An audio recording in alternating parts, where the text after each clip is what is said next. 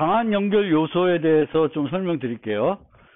그리고 원래 이제 요거 끝나면 다엑스트라 설명해야 되는데 진도가 그렇게 느린 게 아니라서 오늘은 강한 연결 요소까지만 설명드리고 다엑스트라는 목요일 수업에서 설명드릴게요.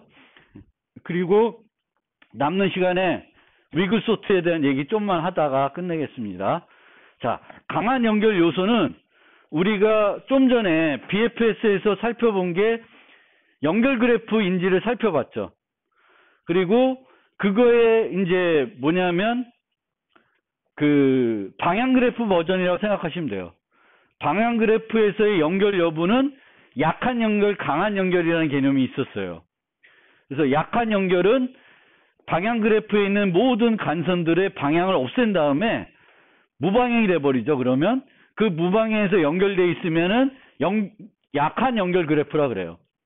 그리고 강한 연결 그래프는 여기서 보면은 6, 80 얘네들은 다 연결이 되어 있는 거예요. 6에서 출발해도 어떤 노드를 갈 수 있고 8에서 출발해도 60 다 갈 수 있고 10에서 출발해도 8, 6이 되어 있어요. 그럼 요 부분 그래프 요 6, 8, 10만 놓고 보면은 6, 8, 10은 강한 연결 그래프입니다. 원래 정의가 연결 그래프의 정의가 모든 노드에서 다른 모든 노드로 경로가 있는 경우예요. 근데 무방향이면은 A에서 B로 있으면 B에서 A도 있는 거죠. 근데 방향에서는 그렇지 않잖아요. 그래서 방향에서는 약한 그래프, 약한 연결 그래프, 강한 연결 그래프라는 개념이 있는데 이 강한 연결 요소는 그래프가 주어졌을 때 그 강한 연결 요소로 나누는 거예요. 그래프를. 그래서 여기서 보면은 SCC라고 하는데 이 SCC가 하나, 둘, 셋, 네 개가 존재하는 거예요. 이 네 개를 찾는 게 강한 연결 요소 문제가 되겠습니다. 방향 그래프가 주어졌는데 그 방향 그래프에서 강한 연결 요소 컴포넌트들을 다 찾아주는 거예요. 그런데 이 SCC를 이렇게 찾고 나면 이 SCC를 큰 노드 하나로 대체를 하면은 이런 그래프가 돼요. 그리고 얘가 DAG가 돼요. 모든 방향 그래프 SC로 구성된 DAG로 변환이 가능합니다. 그러면 개념적으로는 어떻게 해야 되냐면 여기서 요 싱크에 해당되는 애가 있죠. 싱크에 해당되는 애. 그 싱크에 해당되는 애를 찾아서 여기 있는 애를 다 찾아요. 그러니까 얘가 싱크야. 그러면 6에서 출발하면 얘네들 다 가죠. 딴 데도 못 가. 8에서 출발해도 얘네들만 가고 못 가요. 10에서 출발해도 요놈만 못 가요. 그러면 이 중에 어떤 걸 출발해도 요 SCC를 찾습니다. 그럼 얘를 찾았어. 그럼 얘를 어떻게 하면 돼? 제거를 해요. 제거를 하면은 얘가 남겠죠. 그럼 여기서 출발하면 2만 다 찾을 거예요. 그럼 얘 또 제거해. 3을 하면 여기서 다 하고 제거될 거예요. 그럼 남는 게 1이에요. 그럼 여기 게 다 되겠죠. 무슨 얘기냐면은 직관적으로 놓고 보면 그래프가 있으면 방향 그래프가 있어요. 이 방향 그래프는 SCC로 만들어진 DAG로 바꿀 수 있고 그 DAG에서 싱크에 해당되는 걸 찾아서 그 싱크를 없애면 돼요. 그 다음에 그 남은 거에서 또 싱크 찾아서 없애면은 다 SCC를 찾을 수 있어요. 그러면 문제는 이 4를 어떻게 찾냐라는 거거든요. 4만 찾으면 4에서 DFS 돌리면 얘네를 찾을 거고 그럼 제거하면 되겠고 그 다음은 얘네에서 DFS 돌리면 또 찾을 거예요. 자, 그러면 한번 천천히 들여다봅시다.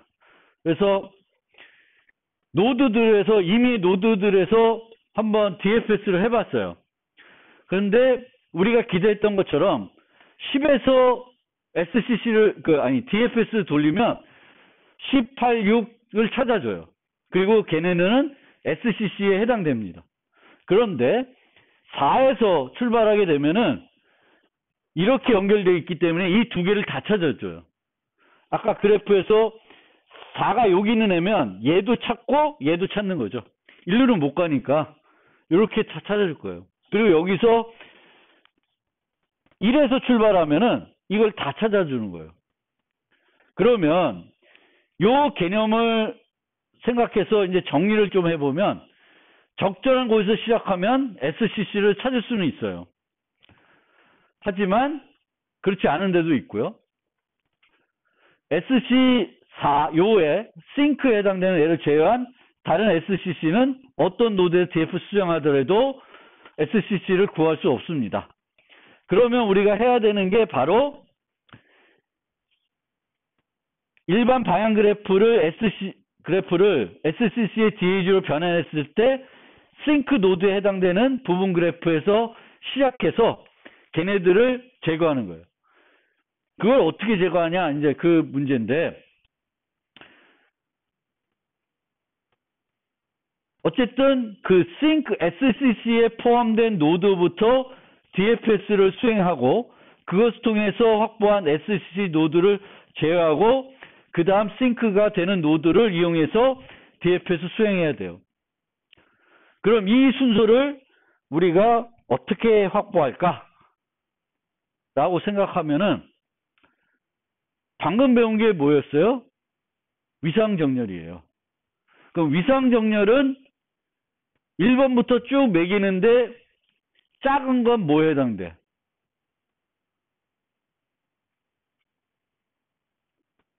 작은 거는 소스에 해당되죠. 큰 거는 싱크에 해당돼요. 그래서 그 개념을 생각해 보면은 위상정렬을 한 다음에 번호가 제일 큰 거부터 DFS를 하는 거예요. 큰 거 다 하고 개 빠진 것 중에 또 큰 거 갖고 DFS를 하는 거예요. 그런 방법을 한번 생각을 해볼 수 있는데, 이 방법은 이 코사라주 알고리즘은 어떻게 하냐면 모든 그래프의 간선의 방향을 바꿔요. 간선의 방향을 바꾸고 DFS 수행을 합니다. 여기서 DFS 수행하는 것은 위상정렬하는 거예요. 간선의 방향을 바꾸고 위상정렬하게 됩니다. 간선의 방향을 바꾸게 되면은 작은 번호가 원래는 소스였는데 이제는 바꾸면은 작은 번호가 싱크에 해당되겠죠. 원래 위상정렬에서. 그 다음에 그 순서를 얻은 다음에 그 순서를 기준으로 원 그래프에 대한 DFS 수행해가지고 SCC를 만들어냅니다. 즉, 코사라주 투패스 알고리즘은 DFS를 2번 수행해서 모든 SCC를 다 찾아줍니다.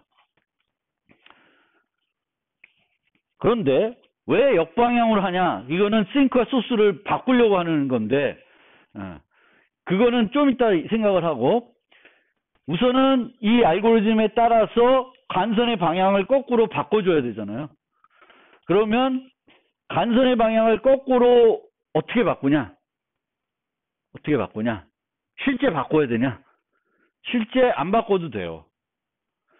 그러니까 우리가 만약에 그래프를 인접 행렬로 나타냈으면 원래는 나가는 게 행정보인데 거꾸로 읽으면 돼요. 열 정보 갖고 하면은 원래는 행정보 갖고 우리가 A에서 B로 간다 라고 생각하는데 C에서 A로 간다고 생각하면 되는 거죠. 그러니까 거꾸로 읽으면 되는 거예요. 그러니까 이 데이터를 수정하는 게 아니라 이 데이터를 거꾸로 해석하는 거지. 그럼 이 문제는 인접 리스트보다는 인접 행렬, 아니면 인접 리스트를 썼으면 역인접 리스트가 있으면 역인접 리스트를 갖고 DFS를 하시면 돼요.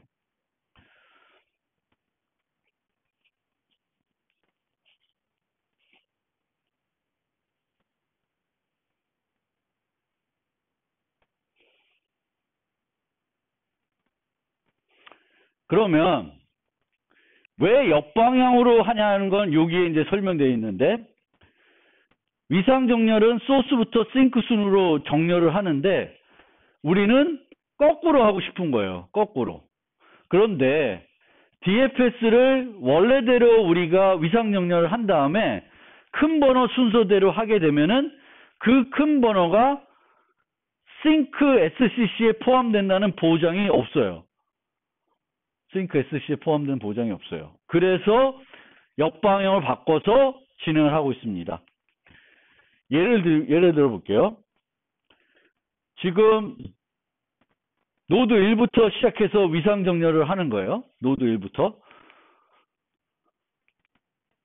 그러면 3으로 가고 3 체크되고요. 5 체크되고 그 다음에 7로 가겠죠. 그 다음에 어디로 가? 9로 가네요. 그 다음에 2로 가고 2에서 4로 가요. 그럼 4가 이제 처음 끝이 된 거죠.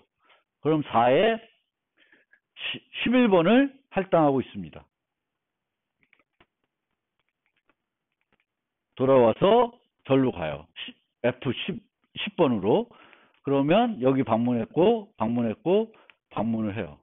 그러면 6을 가는데 6에서는 더 이상 없죠. 그럼 또 6에 10을 할당을 해요.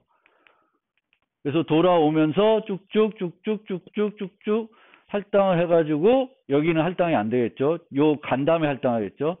3 할당을 하고 내려와서 이렇게 할당을 해요. 그럼 이 번호 순서대로 할당하는데 제일 큰 번호를 가진 애가 얘가 되는 거예요. 근데 얘는 여기서 돌려봤자 SCC를 찾아주지 않아요. 제가 찾아줘야 돼요.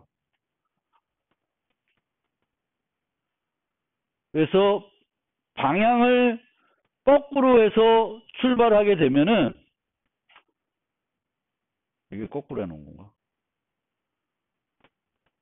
하여튼 이거는 이제 SCC 그 순서를 아까랑 조금 다른 방향으로 간 건데 어떻게 구현에 따라서 갈 수도 있고 안 갈 수도 있는데 항상 우리가 찾아줘야 되는 건 얘를 찾아줘야 되는 거지. 예, 10번을. 근데 그게 안 된다는 거예요. 가장 큰 번호를 받는 노드가 항상 싱크 SC에 소속된 노드가 아님. 근데 이렇게 했을 때 얘는 어떻게 돼요? 1번은 소스 노드였죠. 근데 얘는 어디에 소속됐어? 얘는 가장 낮은 번호를 할당했죠. 그러면 방향을 싹 바꿔놓으면은 이제는 얘가 아니라 얘가 가장 낮은 번호를 가지게 돼요. 무슨 설명인지 알겠어요? 그러니까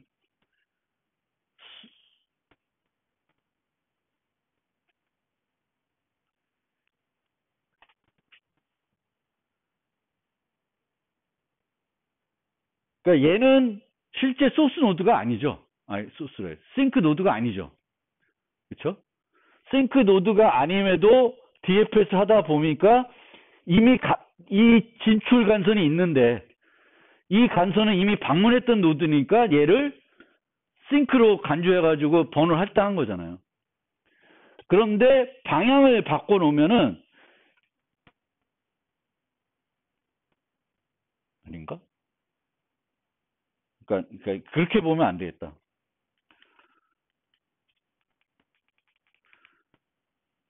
어이씨 뭐야. 제가 설명을 조금 잘 못했네. 여기 쭉 돌아갑시다. 어디 갔어? 이걸 왜 이렇게 애니메이션 만들어놔서.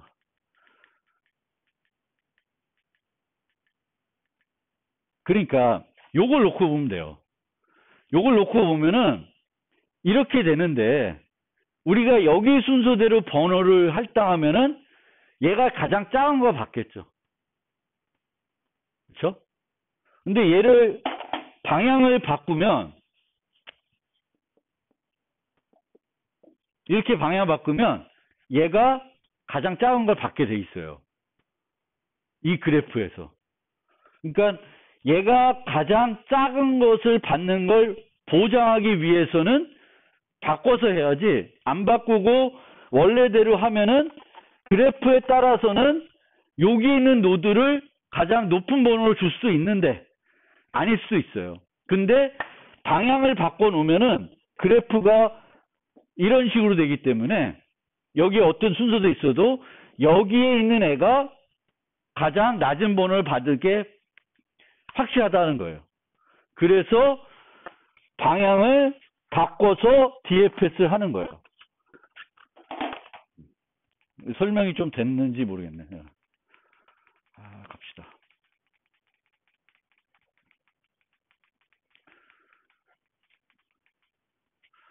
그래서 이 그래프에서 방향을 바꾼 다음에 방향을 바꿔서 그 어떤 노드든 상관없이 그 위상정렬을 하게 되면 할당되는 순서가 이런 순서입니다.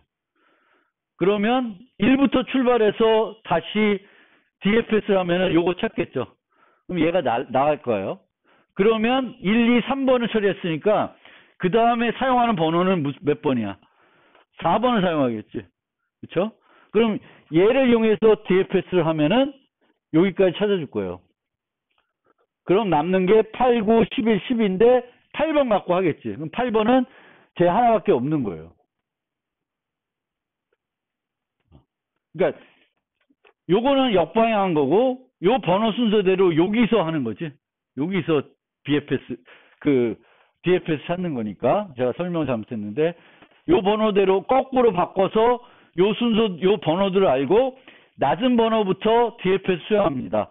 1번을 이용해서 수행하면은 요 세 개 찾을 거고 그러면 1, 2, 3번을 처리했을 거고 그 다음에 처리 안 한 게 요 4번에 할당된 2번인데 2번을 기준으로 DFS 진행하면은 요 네 개를 찾아요. 얘는 갈 수 있는데 얘는 비지트 됐으니까 일로는 안 가겠죠. 그럼 얘 처리되고 그 다음에 4, 5, 6, 7번 했으니까 8번을 처리하면 8번은 일로 가는 것밖에 없으니까 얘밖에 없죠. 나머지는 다 비지트 됐으니까 11 찾고 나중에 찾는 거예요. 그래서 이런 식으로 원래 그래프에 있는 방향들을 역방향으로 방향을 바꿔가지고 위상정렬을 해가지고 순서를 알아내고 그 적은 순서대로 DFS를 돌리는 거예요. 그래서 DFS 돌려서 그 노드들마다 DFS 돌렸을 때 얻어지는 그 노드 셋이 SCC가 되는 거지. 그래서 이 원리는 원래 방향 그래프이면은 이 방향 그래프는 SCC의 DAG로 표현이 될 수 있고 SCC의 DAG면은 그것의 역도 성립하는 거예요. G의 리버스가 있을 때 G의 리버스도 SCC가 되는 거예요. 그리고 이때 그 싱크가 됐던 애는 여기서는 소스가 되는 거고 그 원리를 이용하기 위해서 리버스 한 겁니다. 그게 코사라주 투패스 알고리즘입니다.